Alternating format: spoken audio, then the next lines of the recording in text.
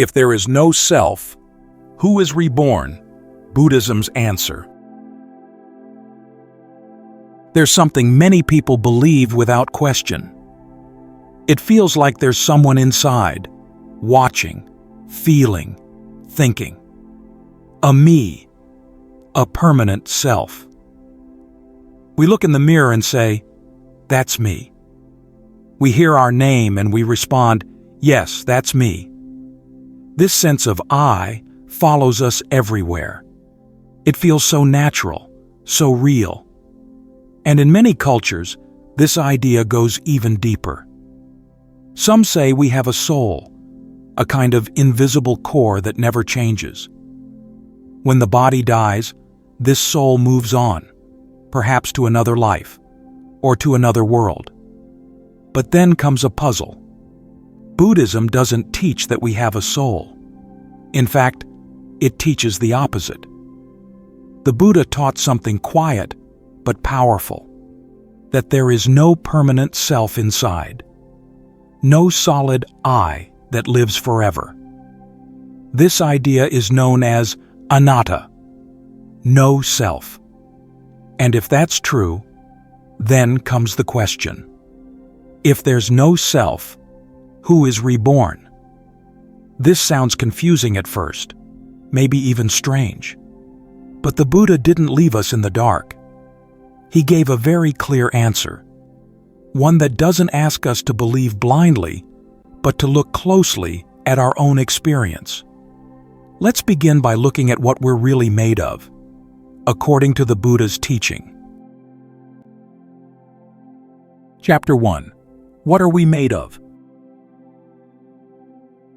The Buddha reminded us that what we call a person is not a fixed thing. It's not one solid object, and it's not owned by anything inside. There's no unchanging self holding it all together. What we are, he said, is a process. A flowing, shifting collection of parts, like a river that never stops moving. These parts are called the 5 aggregates. In Pali, they are called the skandhas or khandhas.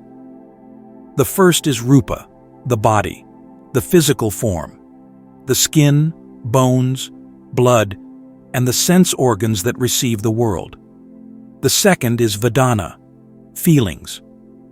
Not just emotions, but the raw sense of pleasant, unpleasant, or neutral. This happens every time we see, hear, touch, or think. Some moments feel good. Some feel bad. Some feel nothing much at all. The third is sanya, perception. It's the part of the mind that recognizes and labels what we experience. When we see fire and know it's dangerous, that's perception. When we remember a face or recognize a sound, that's this process working. The fourth is sankhara, mental formations. This includes our habits, thoughts, decisions, and especially intentions. This is deeply connected with karma, the actions of body, speech, and mind that shape our future. The fifth is vijnana, consciousness. This is the awareness that experiences all the other aggregates. It doesn't stand alone. It depends on conditions. Consciousness, when seeing, is different from consciousness when hearing or thinking. These 5 are not static. They're always changing, always moving. None of them is a self. None of them lasts. The Buddha compared them to a flame or a stream. They arise, change, and pass away, moment by moment. Yet, out of habit, we hold on. We take them to be me or mine. This clinging creates confusion and suffering. So when we ask, "Who am I?" according to the Buddha's teaching, there isn't one thing we can point to and say, "That's truly me." There's just this flow of body and mind, always changing, always moving. This doesn't mean we don't exist at all. It means we don't exist in the way we usually imagine. The idea of a fixed self is something we add on to the process. It's a label, a mental shortcut. It helps us get through the day, but it's not the deep truth. And this is where understanding begins. When we stop searching for a solid me inside, we start to see clearly. We start to notice how things actually work. That's the first step. Understanding what we're made of, not as a fixed person, but as a flow of changing conditions. A beautiful temporary dance of body, feelings, perceptions, thoughts, and awareness. Not a thing, not a soul, just the way things move. Chapter 2. Why does rebirth happen? Most people think of life as a straight line. You're born, you live, and then you die. That's it. The story ends. But according to the Buddha, it doesn't end there. What we call death is just a chapter break in a much longer story. A story we don't usually notice, but one that keeps repeating itself again and again. This cycle is known as samsara, not just life, but the repeated experience of birth, aging, death, and then birth again. A wheel that keeps spinning. The Buddha didn't teach rebirth as a belief to comfort us. He described it as part of how reality works. In Pali, the word is punabhava, meaning again becoming. It's not just a poetic phrase. It points to a very specific process. Life doesn't restart because of magic or mystery. It continues because something keeps fueling it. That fuel is within us. It's not a soul or spirit. It's something we do, moment by moment. That fuel is craving. Craving, in Pali, tanha, is a deep, ongoing thirst. We crave to feel good, to avoid pain, to hold on, to become someone, to not become something. We crave safety. We crave identity. We even crave non-existence. And every time we act from this craving, it leaves a mark. That mark is called karma, our intentional actions of body, speech, and mind. Now, this word karma gets used a lot these days. But in Buddhism, it has a very specific meaning. Karma isn't some mysterious punishment system. It's cause and effect. If you plant a seed, it will grow, if the right conditions are there. That's what our thoughts, our words, and our choices are doing. They're planting seeds. Some grow quickly, some lie dormant. But the energy doesn't vanish. These seeds of intention, driven by craving, don't disappear when the body dies. They shape what comes next. They drive the continuation of experience, just like fire moves from one candle to the next. Not because anything travels, but because conditions are passed on. This is how the wheel of rebirth turns. Rebirth doesn't happen because we deserve it, or because the universe assigns it. It happens because craving keeps clinging, and karma keeps flowing. The mind doesn't stop. It keeps reaching, and what it reaches for becomes the next spark. There's no soul that jumps from one life to another, but there is continuity. A stream of causes and conditions, always flowing, always changing. That stream is carried by craving and shaped by karma. It's not a thing. It's a process. A flame passed from one torch to the next. The Buddha pointed to this, not as a way to scare us, but to help us see clearly. Because once we understand how the wheel turns, we can also understand how to stop it. But first, we need to see how the process actually works. Not as theory, but as something living in each moment. That's where we'll go next. Chapter 3. How rebirth really works. The process. It's easy to imagine rebirth as something mysterious or far away, something that happens after death, somewhere else. But the Buddha didn't describe it as a grand, dramatic leap. He taught that it's a natural process. Not a reward, not a punishment, but the result of causes and conditions, especially the ones we create with our own mind. The engine that drives this process is karma. But not karma in the way most people talk about it. The Buddha didn't teach karma as some kind of cosmic scoreboard. It's not about balance or revenge. It's about intention. He used the word satana, the will behind our thoughts, words, and actions. That's what plants the seeds. The more we act from craving, anger, or confusion, the more those tendencies grow. And the more we act from clarity, kindness, or wisdom, the more those patterns deepen too. Karma works like planting seeds in a field. Some seeds grow quickly, others take time, but none of them just disappear. They stay in the field of the mind. They influence how we see, how we feel, how we react. And when the right conditions come together, they ripen. Not as some magic event, but as our next moment of experience, even our next life. But here's the part many people miss. There's no fixed self that owns these seeds. There's no one carrying them in a bag across lifetimes. According to the Buddha's teaching, the mind isn't a single thing. It's a stream, a flowing sequence of mental moments.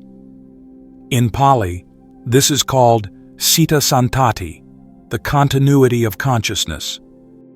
Moment by moment, it moves, shaped by past intentions, meeting present conditions, creating future experience. And just like a river doesn't need a hidden soul to keep moving, the mind stream flows on without needing a permanent self. Each moment leads to the next, just like a wave rolling forward. What moves is not a thing, but a process, guided by causes. When this life comes to its end, there is a final moment of consciousness. The Buddha called it Kuticita, the death mind. This moment is shaped by our deepest karmic tendencies. It doesn't choose randomly. It leans toward the strongest habits we've cultivated, especially those linked to our final thoughts and emotions. And then, without a pause, a new moment of consciousness arises. This is called Patisandhi Vinana, the linking mind. It's not a soul jumping into a new body. It's the next step in the flow. The Buddha reminded us that this transition is not controlled by an outside force. It's the natural unfolding of cause and effect. Like lighting one candle from another, the flame continues, but it's not the same. Or like pressing a seal into warm wax, the shape carries on, but nothing physical moves. There's also the image of an echo. The voice that produces the echo disappears, but the sound travels. Or a wave on the sea. It comes from previous waves, shaped by the wind and the depth of the water, but always new, always moving. Rebirth is like that. It's not something that someone goes through. It's something that happens because of conditions. This is why the Buddha never talked about a permanent essence moving from life to life. He never pointed to a true self hiding inside us. He spoke of processes, mental habits, reactions, energies that continue when we don't see clearly. And this continuity, powered by craving and shaped by karma, is what gives rise to rebirth. But when we see this clearly, not as a theory, but as something living in our own mind right now. We can also see something else, the path to freedom. Because if rebirth is a process, not a punishment, then we can also learn how to stop feeding it. We can stop fueling the fire. We can step off the wheel. Chapter 4. Rebirth is happening right now. We've seen rebirth as a process linking lives, driven by causes. Now, let's consider the nature of that process itself, as it operates not just between lives, but within this life. The Buddha taught that this dynamic of becoming again, of arising, changing, and ceasing, is the very fabric of our moment-to-moment existence. The Buddha taught that every experience we have, every thought, every feeling, every movement of the body or mind is not fixed or solid. It arises, stays for just a little while, and then disappears. This rising and falling is happening so fast, we usually don't see it. We just feel like I'm here, and I'm thinking this, or I'm feeling that. But underneath those impressions is a rapid flow of change, a constant stream of birth and death at the tiniest level. In Pali, this is called Khanika Marana, momentary death. Each mental state, each heartbeat, each breath is part of this continuous process. A thought arises, stays for a split second, and vanishes. Then another comes, and another. The same goes for our emotions.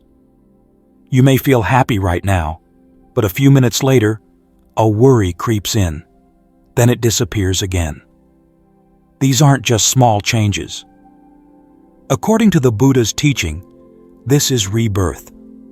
Each time a mental or physical event arises, that's a kind of birth, and each time it passes away, that's a kind of death.